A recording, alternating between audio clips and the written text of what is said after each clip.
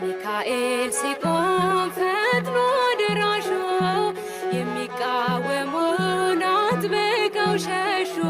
ታላቁ መልአክ ከፊት ቀደመ፣ ታሪክ ተሰራ እንባችን ቆመ። ዘንዶውን አሸንፏል ስሙን በክብር ጽፏል። ዘንዶውን አሸንፏል ስሙን በክብር ጽፏል።